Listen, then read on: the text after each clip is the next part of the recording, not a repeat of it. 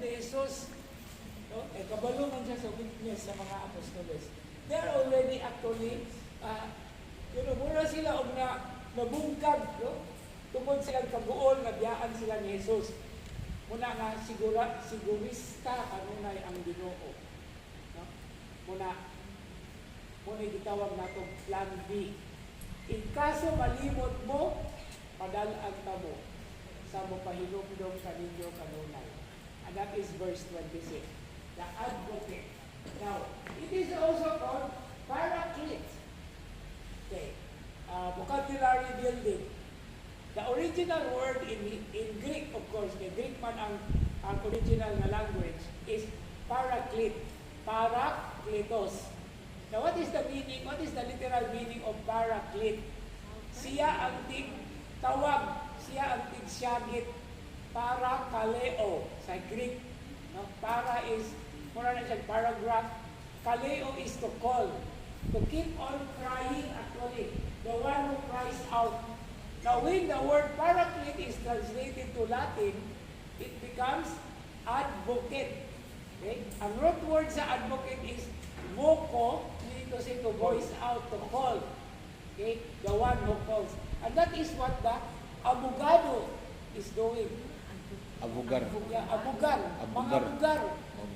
Mga abugar. So, karang advocate mo na siya in terms sa abogado. Okay? Advocate. Ikaw tigpababa. Mo na ang papel sa abogado. Tigpababa siya sa kaso. Muna nga iyagin ilahon, iyagin sutaon yun ang kaso. No? Muna nga siya mo'y mamaba. Siya mo'y musulti. So that's what the advocate is all about. But here is Jesus is referring to the other character of his mission. Okay? The character of his presence and his mission and of his future coming. And then it now takes the involvement of the Spirit in the whole plan or economy of salvation. Hinggang kayo nga pulong economy of salvation. Anong economy? Madrid, so it has something to do with the house. Ang balaod sa balay. Eco, that is house. Nomos is law. Budget. Unsaon man pag-budget. So, ang buhaton sa usap ang panimalay, adunay ang kaluwasan is also like that. Okay? The economy of salvation is a plan of God. Unsay buhaton sa iyang balay. Kinsa man iyang balay? The whole of creation. Okay? He created the world in the first place.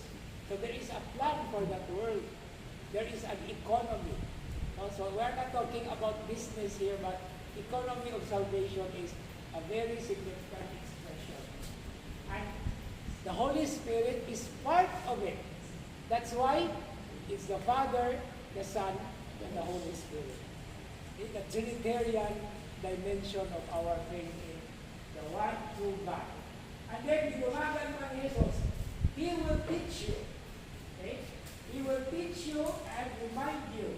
He will teach you everything and remind you of all that I told you. This is now the role of the Spirit who is to assist the disciples so that some of their incomprehension and fears will be helped. Most especially to the eyewitnesses. Katong mga saksi. Saksi nga nakita gayon. Those who came, those who were called by him from the baptism of John until he resurrected from the dead. So muna siya ang criterion na gihimo na gigamit pagpili sa mupuli ni Judas. Kapilan na ako i-mention si Judas Iscariot karong gabi una, katulo na. So that is the criterion. Okay. So, aduna nay another dimension which is not different but connected to the whole picture of the economy of salvation. And this is what Jesus is telling his disciples in the gospel, and he is telling all of us as well. katong iyang tuyo og tumo nga aron dili kalimtan sa mga tinun-an, mo usad na gihapon ang alang kanato. Kadili nato mahikalimtan ang atong mga pakatunan. No? Kanunay nato nga kanunay kita gipahimangnuan o gipahinumduman aron ang mga pagtulunan nga atong nadawat pagpabilin o di lamang magpabilin kundi muli pang usap. Okay? Lambo. Mo tinawag anak sa English? Prosper. Mo sprout, mo flourish, mamuwag o mamunga. Ug ang bunga ni anak mo ang buhay. Okay.